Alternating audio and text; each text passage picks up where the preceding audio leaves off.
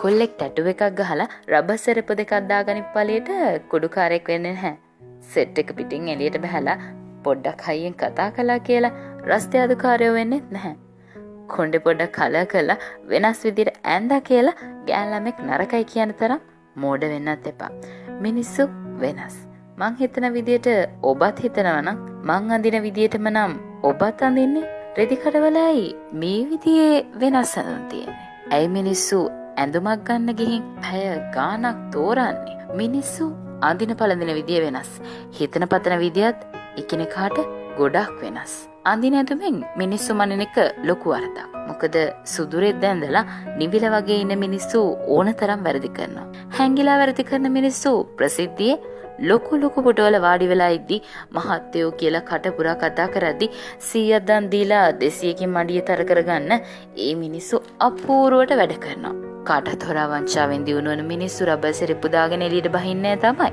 ඒත් හැබැවින්ම රටට වෙන කරන්නේ අන්න ඒ මිනිස්සු මිසක් ගමේ රංචු ගෙහෙන් රස්තිය අදුකාරයා කුඩුකාරයා කියලා සමාජයෙන් බෝටෙල්ලපු තරුණයන් නෙමෙයි.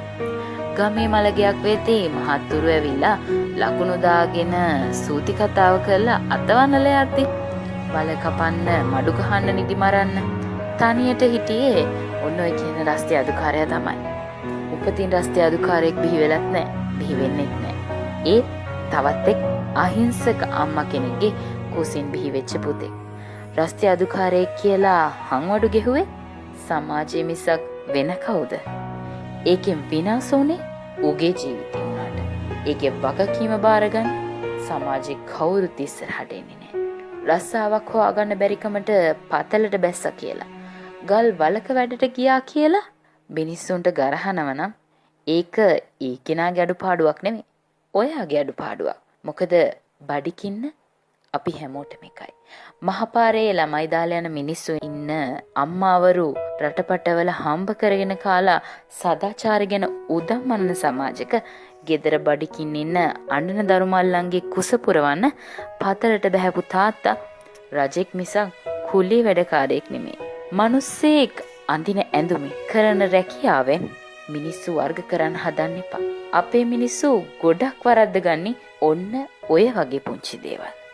හිතන්න. තේරුම් ගන්න. තේරුම් අරන් වෙනස් වෙමු. වෙනස් වෙන්න කාලය වෙයි. රට හදන්න කලින් අපි හැදෙන්න ඕන නේද?